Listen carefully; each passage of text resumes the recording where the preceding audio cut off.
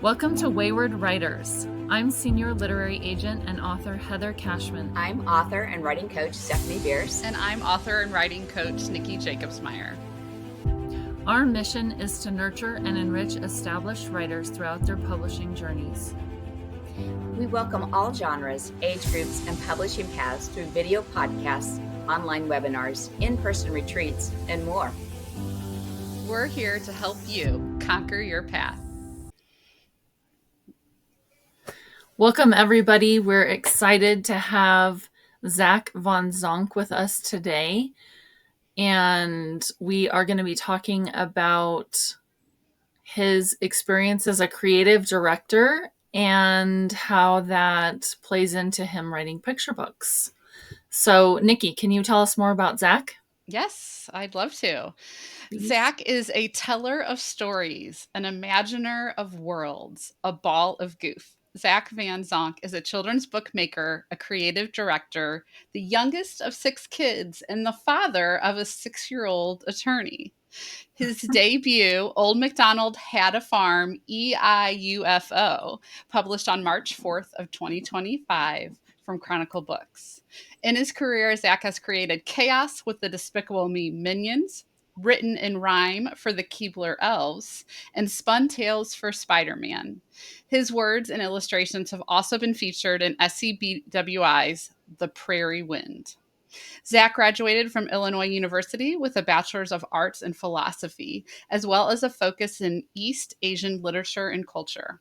When not making books, you can find Zach painting, sculpting, and writing songs on his guitar and piano.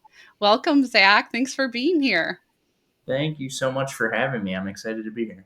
Okay, so Zach Von Zonk, was that birth name, pen name? Can you kind of share a little about that? Yeah, so Zach Von Zonk is a pen name, and I always wanted a pen name. Ever since I was little, I wanted to write. My mother was a writer for the Daily Herald, which is very cool. a pretty big newspaper here in Chicago. And my last name is Bonin. My real last name is Bonin. Mm-hmm. But everybody pronounces it wrong. Everybody says Bonin.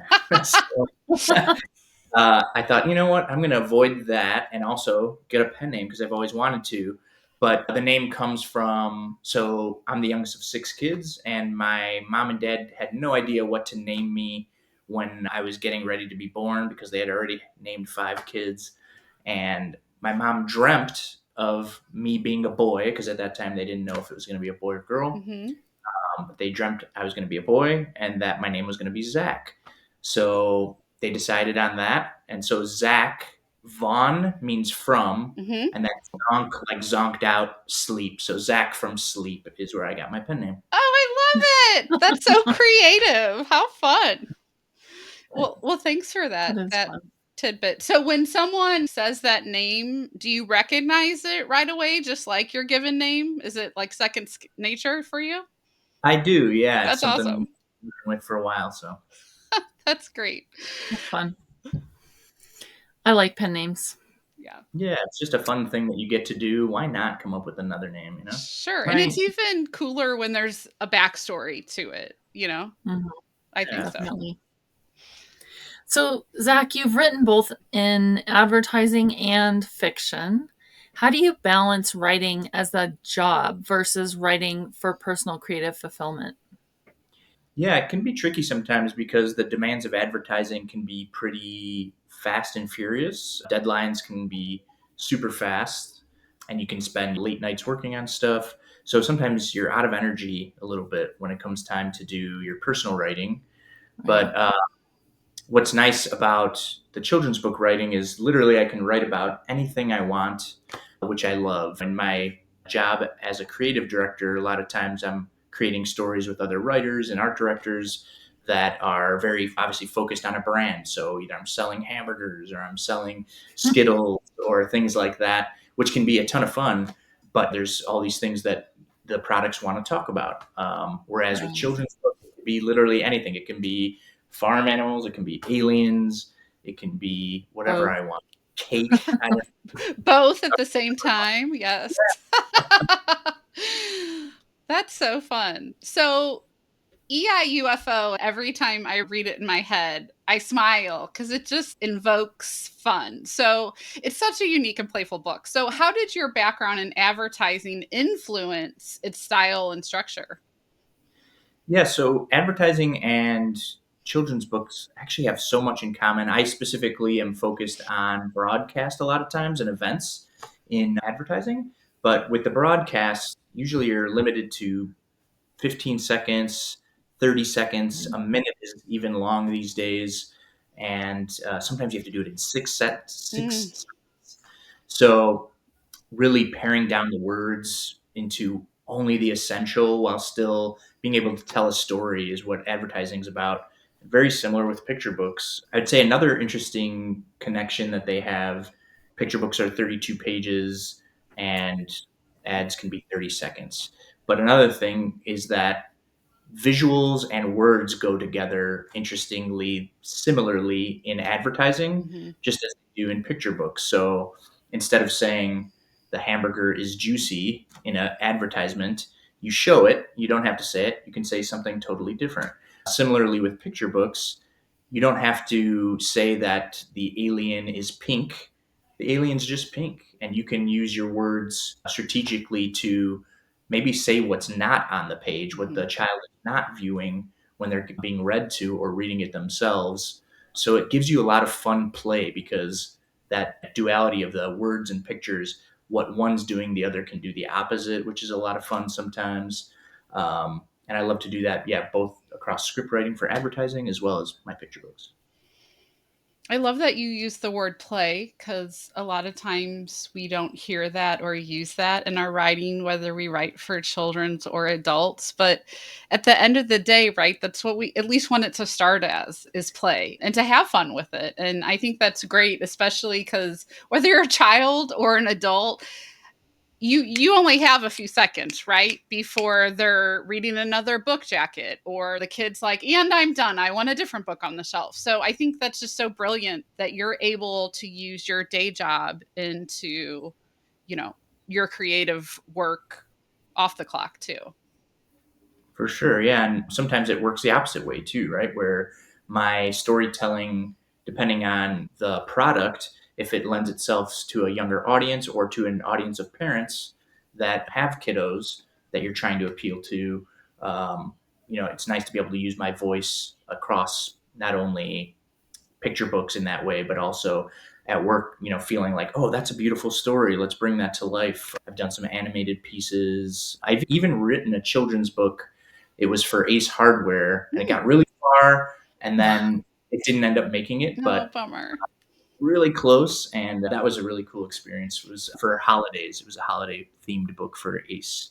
Oh, Uh, that's cool. I want to so read that. I'll share it with you. Thank you. It's so interesting. Like, you'd never think that Ace Hardware would want a picture book, but I guess there's so many ways of getting kids involved in products and things like that. Well, Yeah, yeah. I mean, and they love, I mean, I know like my husband is a huge woodworker on the side and he loves that. And some of the most fun times he's had with my boys is doing projects and things like that. And there's just all these special moments that sometimes we don't think about. So that's why I'm totally on board with that book. I'm sure it's great. yeah, I really like trying to do something that's different as well. Like you wouldn't think of a hardware store necessarily doing a children's book, and I liked that sort of. Oh, that's different. Hmm. Mm-hmm. Someone at Ace Hardware saying, "Oh, I have a kiddo who's interested in DIY, or I know a parent who's into DIY stuff. Yeah. Um, this book would appeal to them." Similarly, with children's books, I like to have a marketability to the ideas that I come up with. They don't always have um, that marketable hook, but the ones that do seem to resonate really well with myself and with readers, so that it's fun for everybody. And like, oh, I've never thought of it that way. If somebody could say that about my books, I would be incredibly proud. Like, oh, I never thought to put aliens with farm animals. Right. That's what I try for. Yeah, definitely. So when you're at work and you're doing your work and then you maybe come home and then you play the piano for a while and then you go write a children's book, what are these kind of mindset shifts that you have to go through when you're moving back and forth? Maybe what are some of the biggest ones? Yeah, it's interesting. Movement is a huge player of my transition for Hmm. me. So I take the train. I used to drive, but as I'm taking the train, so picture books are kind of, I almost compare it to like when you're in the shower and you think about things. And that shower like mindset is almost always on for me when it comes to picture books. So I'm always looking at the world of, ooh, that could be an interesting story, or Mm. that with this. And then all of a sudden it becomes focused on children in an unexpected way. So I have all these, I keep notes in my phone as well as in a journal. And so I've got tons and tons of ideas of children's books and storylines. And so when I'm on the train, though, they start to mingle together and see what could happen if this unique thing mixed with this unique thing. Uh, I was reading something earlier on LinkedIn that a friend sent me about a lot of creative minds. They did a study where movement or being able to zone out is the most helpful for creativity. And they Yes. actually do, like, brain studies with like Einstein, and they go back to quotes from Leonardo da Vinci, and it's being able to totally zone out, which for some reason on a train ride you can do. You can just let everything pass by and then your brain does the work for you almost. I'm Yeah. in good standing then. I zone out all the time. Yeah, there's a book I read that is about walking and hiking and how that movement alone, the science with the brain and how it just releases something that you don't have when you're sitting still. So I'm totally on board with that. I think that's great. We have a lot of people that we struggle with our day job, whether we're creative in our day job or not. That transition from the creativity during the day to the evening or vice versa, depending on your working hours, that is a drain on the creative energy for personal projects and stuff like that. Do you find that's the case for you, Zach? And if so, how do you recharge your batteries? Yeah, I would say it's definitely a drain because you're thinking of, for me, I'm thinking of stories all the time at work. And then when I come home and have dinner, maybe do some more work stuff, and then put my kiddo to sleep, say goodnight to my wife, and then it's Sure. like, okay, are you gonna sit down and write, or are you gonna watch TV, or just relax? So it's definitely tricky to we like to be like trolls and turn all the lights off in our basement at night when we're watching television. So I always say, okay, I've got to turn the lights on. So I turn the lights on, and that's my key to myself of, okay, now I'm going to start going into the writer's mode. Hmm. Uh, I think Stephen King said something like, the muse is not like a fairy with little wings that comes to visit you and sprinkles magic dust on you. You actually have to go in the basement, and it's like an old man with a cigar Hmm. in your basement who wants nothing to do with you. But occasionally, if you hang with him enough, he'll give you some of that magic.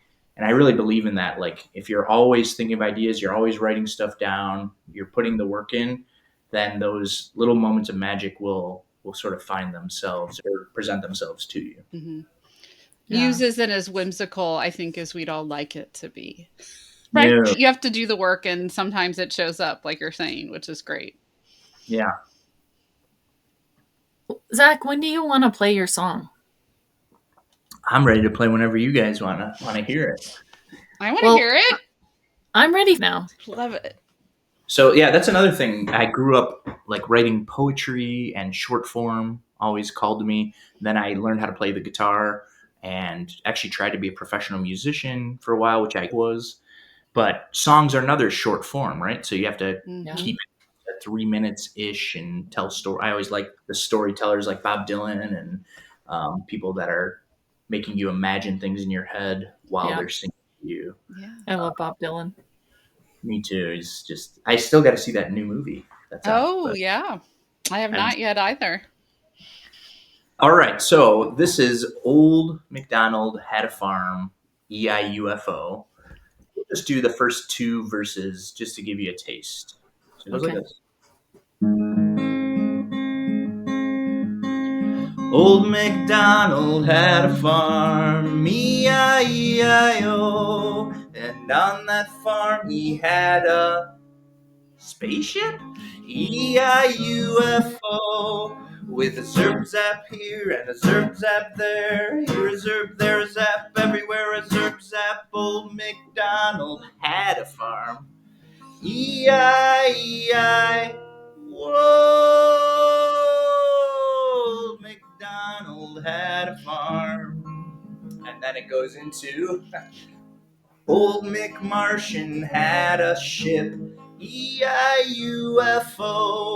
and on that ship he had a cow, E-I-U-F-O, with a munch munch here and a munch munch there, here a munch, there a munch, everywhere a munch munch. Old McMartian cried out loud, "Not my marshmallow." Yay! That was brilliant. How much fun. Oh my gosh, I bet the kids just lose their minds when you're when you play that. Yeah. Yeah, we have a lot of fun singing along, and in my storytelling sessions with kiddos, we, ask them to, what sound does a cow make? And then I always talk about a horse. What sound does a horse make? And they say Mhm. neigh. But there's also so many other noises that a horse makes, right? You got the Right. Mhm. whinny, the so it's fun to have fun with the kids and sing along with them and just give them a little time to be loud in class too, which I love. Absolutely. And it feels like Wow. there's like board book So cute. potential here too. Like because all those noise. I mean, just putting it out there, right? Like I would take a word book for sure. you know what I mean? Like cuz all those noise like that like a concept, board book. I think that's so great. One thing that I really love in this book is that it's so funny, right? Because there's so much unexpected in it. One of my questions is, how do you learn to be funny, or have you always been funny? And is Hmm. that like something you learned from advertising, or is that just something that you inherently have? I would say my family is very comedic. So I'm the youngest of six. So there's always jokes flying around between the brothers and my sister and my mom and dad. We're all pretty lighthearted people. And so I think comedy and just seeing the world through a way of, you could either get angry at it or laugh at it and try to change it with laughter, is kind of our thing. And with the children's books, I studied and I still study children's books, kind of nerdily study them. So what I'm obsessed with is page turns, Oh, and yeah. you can be a lot more funny, in my opinion, with a page turn that's paced correctly. So, for Mhm. example, in this book, one of my favorite page turns is we've got Old McDonald is being bothered by the sheep, right? With a ba ba here and a ba ba there, here a ba, there a ba, old everywhere a ba ba. Old McMartian needs his sleep, and then now the children go, oh, what's going to come next? What's Right. that rhyme with Mhm. the O sound? And actually, in my last children's or school reading, kids were starting to guess, oh, what if it's this? What if it's that? So that builds the tension a little bit. And then you turn the page and you have this big reveal, right? Of back to earth you go.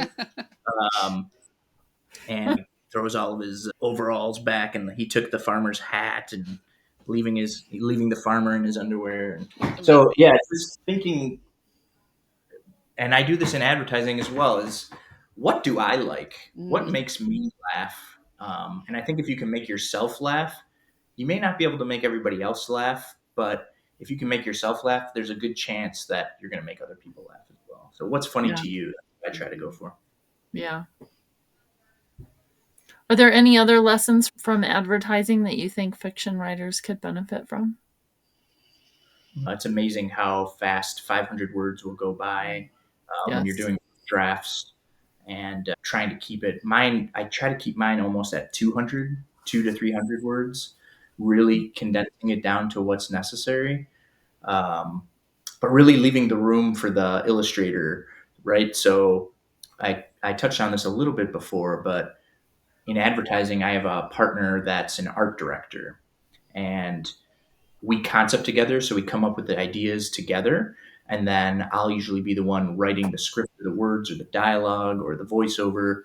And the art director partner comes up with how will it look and how will it feel and what are the colors and what's the vision visually for it. And we work together on it. They might not like my words in here and they'll let me know honestly. And I might not like their visual choice and I'll let them know honestly. And I think that was a huge thing that's a plus for being in advertising as well is in picture books, you have to present to an editor and they'll give you honest feedback. They have to give you honest feedback and they have to do it in a timely manner because otherwise there'll be, I think, too much back and forth. So you can't be too precious either with your words. And in advertising, sometimes we call them a script furnace. You write so many scripts and you just kind of throw them in the furnace because 99% of the ideas that you put out in advertising won't get made. And I would say it's similar with children's books is I've written so many children's books I can't even count, and most of them are not going to be published. And I'm okay with that because I enjoy the journey.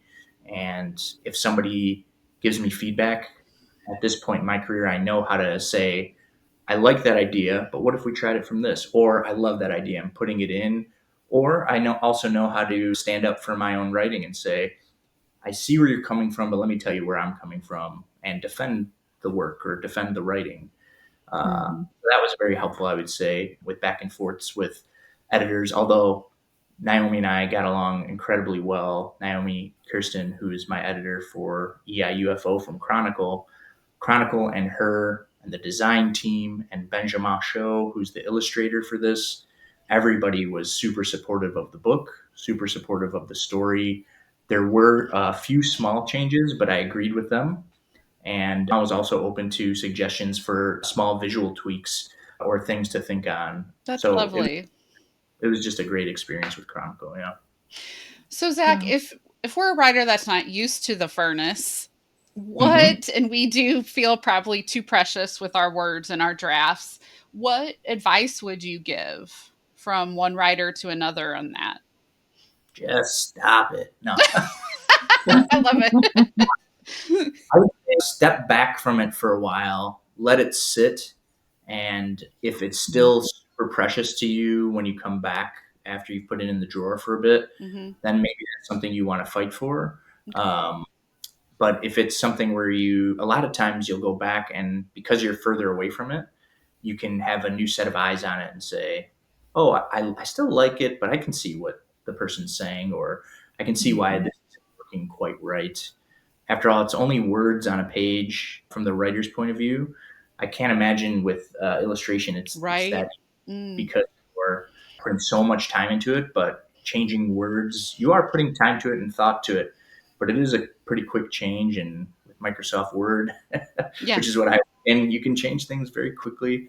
So yeah, I don't take it personally. I always try to think of what is truly best for the story, not what's truly best for me as the writer. That's great. Yeah, I think that's a great way to look at it. Because every story needs different things to be told. I think sometimes the only way to truly tell a story is if you can have illustrations along with it. But then there are some stories that I think actually do better without illustrations that just need words. I don't know. I think there's all kinds of ways to tell stories, and For sure. yeah, I Yeah. love different formats. And the opposite, right? Of like almost no words. Wordless picture books are some of my favorite. Yes, Matthew Cordell did a absolutely. job with Wolf in the Snow. Mm-hmm. Yeah. There's so many wordless picture books that are great. Mm-hmm. One other thing is, you can try stories from a billion different angles, and sometimes they can be equally great, or you can very clearly say this is a wonderful way to look at the story and is perfect for it. But sometimes I've written stories where you change the point of view, or you even change who the main character is, and just by that tweak, it feels like a different story, but equally as enjoyable. So I don't know that there's ever one exact right way to do it. So Mm-hmm. when you get feedback or criticism, that's a good thing to remember is that like there isn't necessarily just one way to tell a story. You can do it from a bunch of different angles, and they can be equally as entertaining or successful. Keeping in mind, like, oh, what if I tried that? Just being open to try things. John Cleese talks about creativity, and one of my favorite quotes from him is the most creative people in Monty Python and in his whole career are the people who are willing to be the most uncomfortable the longest, as opposed to saying, I got a solution and it's right and I found it Mm-hmm. and it's serious. Being open to say, okay, we found something. Now let's try it again from another way. And because maybe that's not right, or that person doesn't think it's funny. So let's keep pushing it. And you throw out really bad ideas and they are awful. And you're like, gosh, that was a stinker. And it feels kind of weird. You're like, oh, it's Sure. like it's comfortable in the room. And you go, ooh, that was not a good version. But it's okay because Mm-hmm. who's seeing it? You're seeing it, or maybe you and your editor are seeing it. There's no harm to it until it's out into the world. Mm-hmm. Then it's important that it's right. Sure. Before then, stay uncomfortable for as long as you can, because that's when you find the gold, in my opinion. I would agree with that. I Mhm. think there's a school of thought, like you're saying, that the difference between success and not success is how often you're willing to be uncomfortable, right? Because that's where we grow, is when we're, well, uncomfortable. When we're Yeah. comfortable, it's safe and usually status quo. So I think that's great. I think that's very brave that you do that and you remind yourself of that. Hence your Yeah. success. So, I was talking to an editor the other day who said, I'm ready for something that's not the hero's journey. mm, I'm ready for something that's not the standard traditional way that we tell stories. I'm ready for things to be changed up. And I think there's a lot to be said for thinking outside the box. And even if it is bad at first, maybe it sparks an idea of something else, or I don't know. Like I said, I think that there's a lot of different ways to tell stories. And I think that there's stories out there that need something unconventional to be told. And you just have to find that way, whatever it is, to be unconventional. And I think great examples of that are Mac Barnett and John Clausen. yeah. Yes. They have the shape books, and in a hero's journey, the character Triangle, who's kind of a rascal, would, he would go from being a rascal to sort of learning his lesson. But in their books, he's always a rascal because that's kind of part of Yeah. who he is, trickster. And so you don't have to have that change, or different things can happen to the character. But in real life, people don't always Hmm. change. Or for the good, right? I Yeah, mean, right. Change for the bad, or something can happen to them that changes them in another way you weren't expecting. Right. mm-hmm. And in advertising, if you look at, in my opinion, what are the best commercials or the most successful commercials, they usually Mhm. focus on one singular thing that the product does. So if you look at Apple, who's Mm-hmm. got arguably some of the best advertising in history, they focus on one thing that their phone does. I remember a commercial of theirs where it was when facial recognition could open your phone for the first time. That was brand new. Yeah. And they did a whole spot where it was just a woman looking at her phone, opening it, and everything opened around her.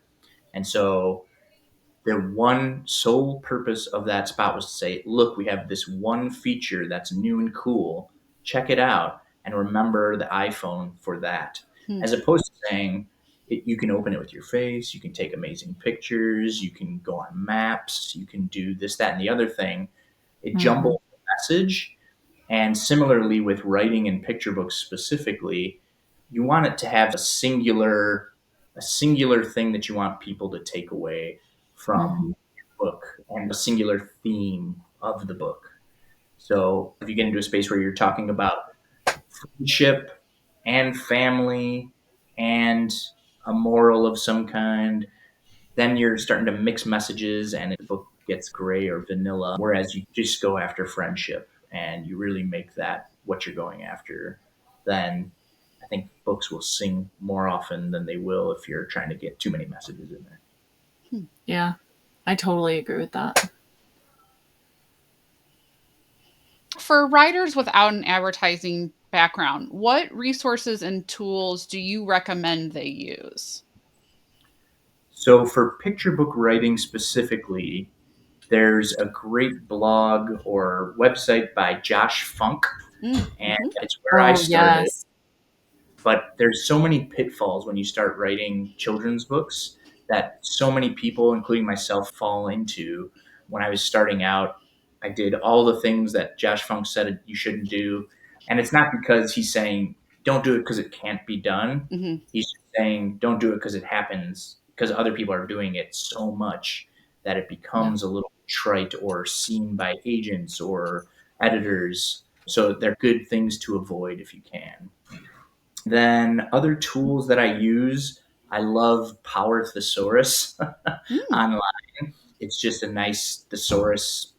People probably use AI for it nowadays, but I love Power Thesaurus because it goes like one step beyond where, oh, this word might be related to the word you're thinking of, and it can lead you down interesting paths Interesting. mentally when you're trying to find those just the right word.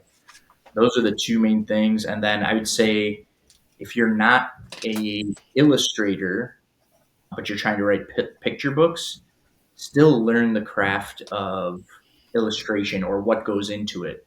Think visually, don't just think in terms of words. Like I'm learning to illustrate. I've been practicing being an illustrator for 6 years, and just being able to draw and sketch out book dummies, it Mm. makes a big difference in the pacing of a book and how you envision the character's voice. So if I draw a character a certain way, their voice might seem different to me than if I drew it in a different way. If they have a sharp, pointy face in my head as I'm drawing them, then they become this evil character. But if they're very circular or round, they're more of a, they're more, what's the word, cherubic? No. They're like a cherub, and they're happy, they're bouncy, they're more human and soft. So just drawing my characters of what comes to mind with them helps me.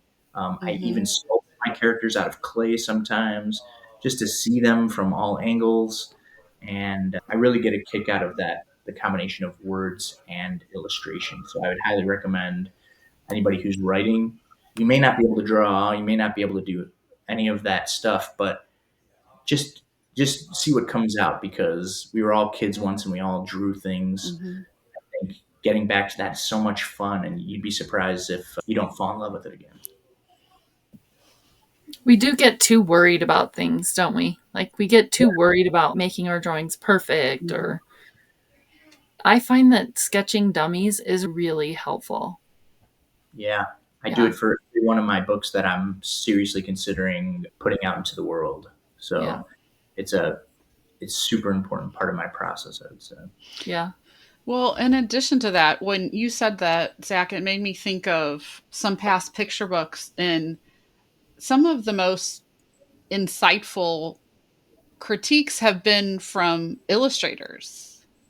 Mm-hmm. And I can't look at the book like an illustrator as much as I want to try or whatever, but like just their insight on, well, what if you did this? And so I think what you're saying, right? I would totally agree with that. Sometimes when you're collaborating with someone on a project, it's good, even though you might not be great at every side of it, it's good to be aware of it and to know that no one's going to see your drawings, right?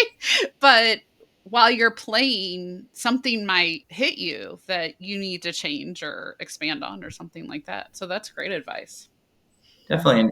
And we may not all be illustrators and see the world from that way, but we all consume, Right. books. We all Yeah. consume other picture books. We consume television that has beautiful, interesting angles that Mhm. cinematographers use.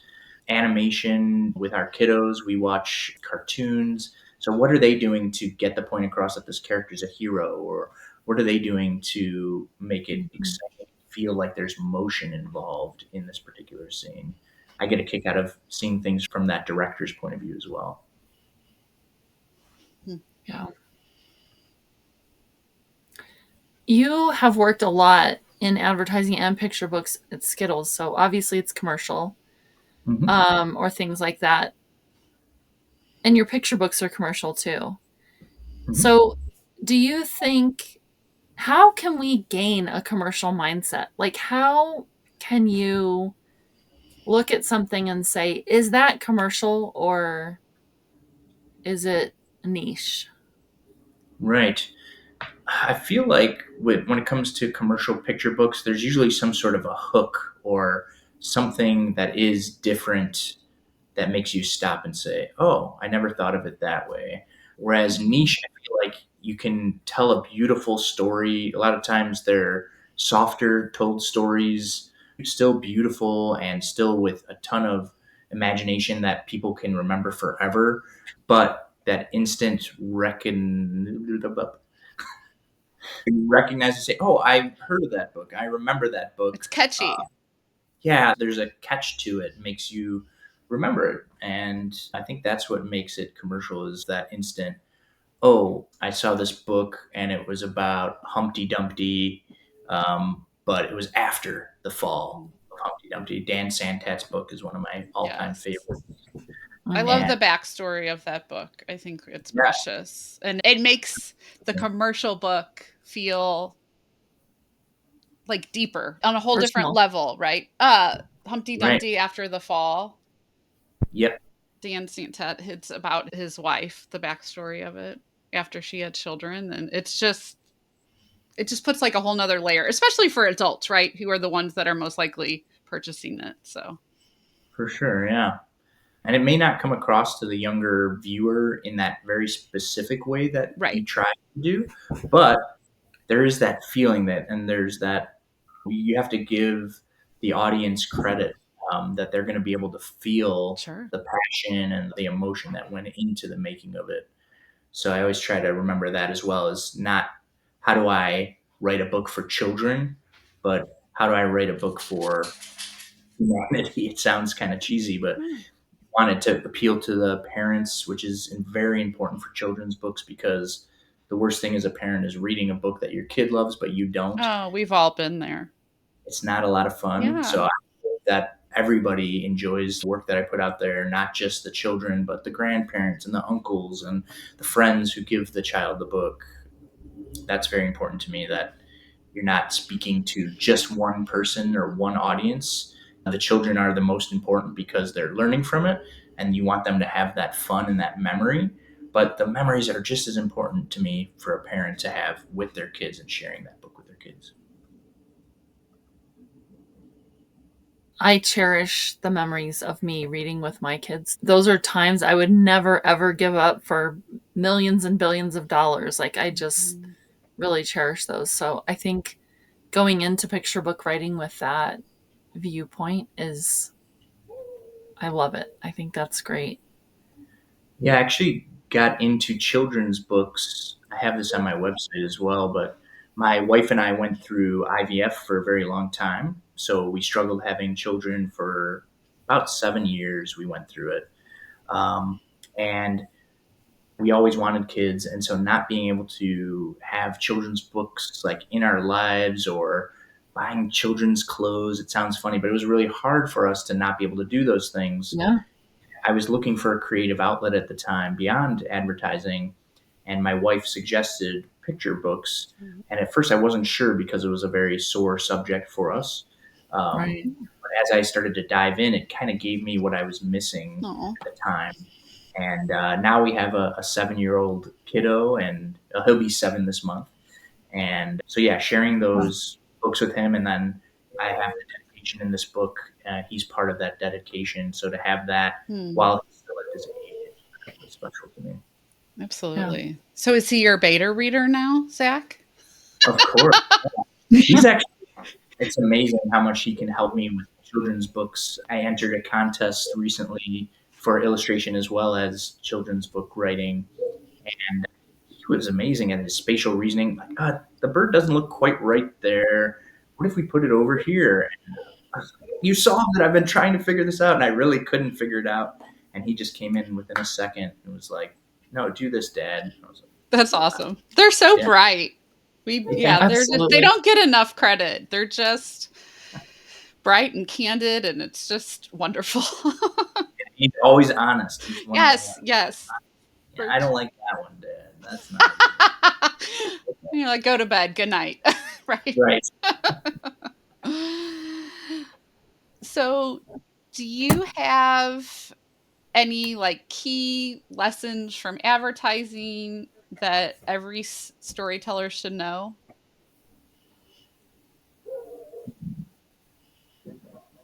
I would say make sure you love it. With Mm. advertising, it can be tricky, but in advertising, I'm putting a piece of work out in front of a lot of people that are going to see it. And it's usually not a part of their day that they necessarily want to be sitting and watching an advertisement. So I feel like it's my duty to really try to put something out there that I would enjoy to see or would give me a little smile in my day. So when you're writing a story for children's books or I would say any story, it sounds easy, but make sure you are in love with it. If you're in love with it, then when you share it with the world, chances are there's other people that will also fall in love with it. But if you're like doing it just because, oh, this feels like the right ending or this feels like the right plot twist here, and doesn't make you like sing inside of you of like, oh, that was great. I love that. I'm going to keep going. And it doesn't excite you like that. I'd say you haven't found it yet. So keep going until you inner fire that makes you go like, wow, and really light up and get giddy. If you're not giddy about it, I feel like a lot of other people are not going to be giddy about it. Right. Thank you. Yeah. That's great. We all need to hear that. So we appreciate it. For sure. Share if there's something you have in the works. Is that Oh yeah, I would shareable? love to hear that. So I don't have anything currently bought by a publisher, but I have a bunch of stories I'm really excited about. Good. One of them involves the reader being able to change what's on the next illustration page. So when you turn the page, having them actually change it. Wow. So That's there's a cool. little- I love the interaction. Yeah, I love doing stuff that's like, oh, how does that happen? Get the kiddo thinking. And I do have some quieter books as well, but I have some commercial books that I'm working on a companion book that could go well with E-I-UFO. Should it do well? Good. I would do something else with a farmer and a dog, if that gives it away. Not at all. We're excited. Yeah, so lots of things in the works. My thought is always, if I keep coming back to the same story idea, I have to write it and get it out there. I think that's awesome. I love you can tell you said write what you love. You can totally tell not only in your published work, but what you're working on, your passion, your conviction, your desire to get uncomfortable. I think it's great. We're excited to see what you have coming up next. So thank you so much for being with us. Yeah. Thank you both. I really appreciate being on today and being able to share my book with all of your listeners. Absolutely. Thank you. Go buy it, everybody. Thank you for joining us on this episode of Wayward Writers. Let's connect. Find us at waywardwriters.com, X, Instagram, YouTube, and Facebook. See you next time. Conquer your path.